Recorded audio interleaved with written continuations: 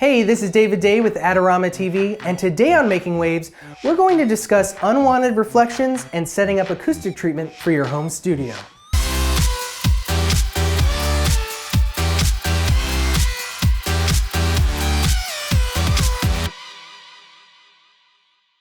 So, you've recorded your band and you start mixing the first song.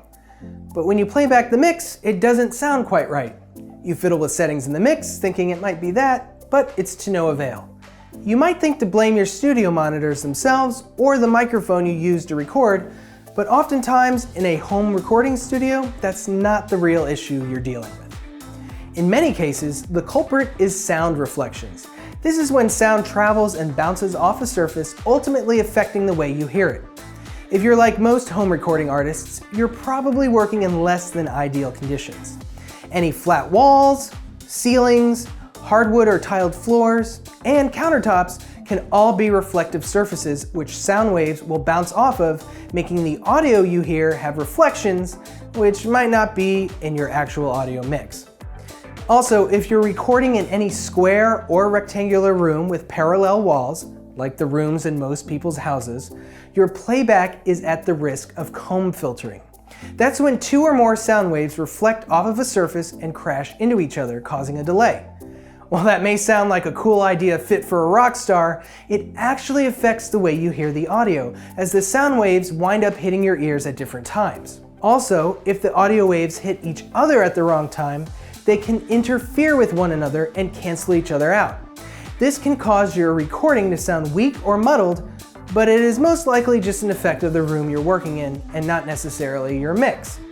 So, if something as basic as parallel walls is affecting your mixing, how do you change your room to reduce reflections? No one expects you to remodel your house to mix audio, although as you take mixing more seriously, the thought may cross your mind, much to your spouse's dismay. I speak from experience. Instead, the much easier solution is acoustic treatment.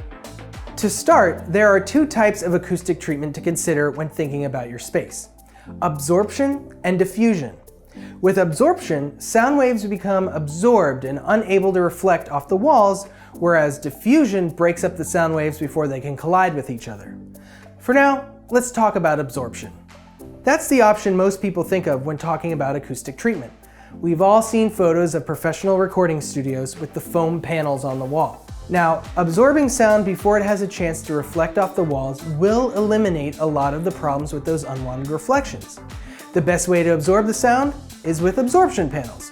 Absorption panels can be found in many styles, but you'll often find them composed of polyurethane foam or fiberglass, and either come as a tile or brick of foam, or as one of the absorptive materials I've mentioned, wrapped in cloth fabric. These are generally several inches thick, as the density of the material is important for the absorption and dampening of the sound waves.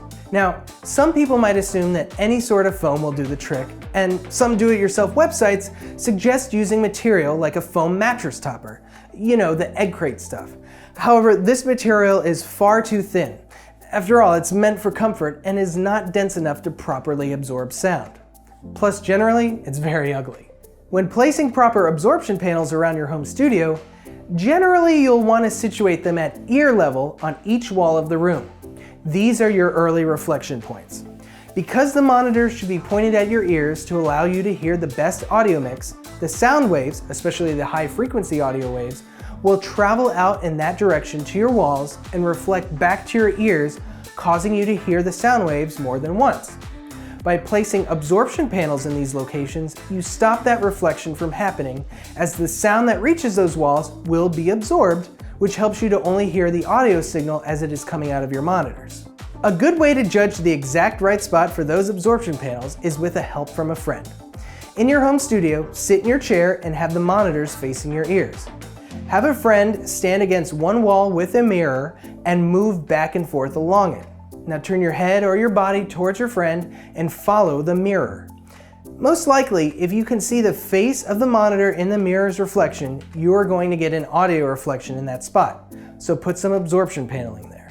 Other good places to put absorption panels are the wall directly behind you, your ceiling right above your seat, and right behind the monitors themselves. Also, having a carpeted floor or placing a throw rug on the floor can help dampen some of those sound waves. Now, you may be asking, why not use absorption panels over the whole room just to be safe? While that may sound like a good idea in theory, that will actually dull the natural acoustics of the room and leave your audio sounding bland. Some say covering about 50% of the walls should do the trick. However, in most home recording studios, 30 to 40% should work just fine. The goal for a home recording studio isn't necessarily a perfect setup. It's just improving it as much as you can.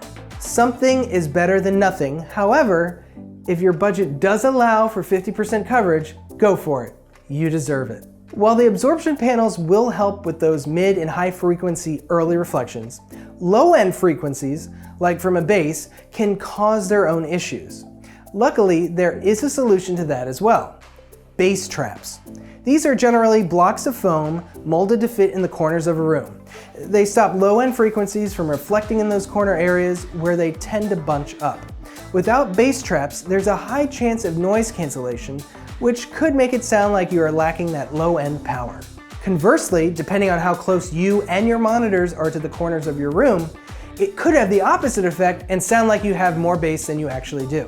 The other, less common option for reducing reflections throughout a home studio is diffusion. Diffusers are mathematically uneven and irregularly shaped surfaces or cabinets with varying depths that allow the audio waves to bounce around and break up without colliding or interfering with each other. This allows the audio waves to scatter, so you'd still be able to hear them, but with a reduced intensity. And that's instead of letting the audio waves get absorbed.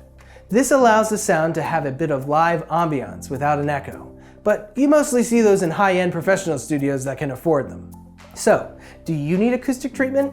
Most likely, but don't forget the importance of placing yourself and your studio monitors in the correct spot too. Check out the video we did on studio monitor placement for more information on that. What kind of acoustic treatment do you have in your home recording studio? Let us know in the comments below. We'd love to hear what you've got. Thanks for watching and see you next time on Making Waves.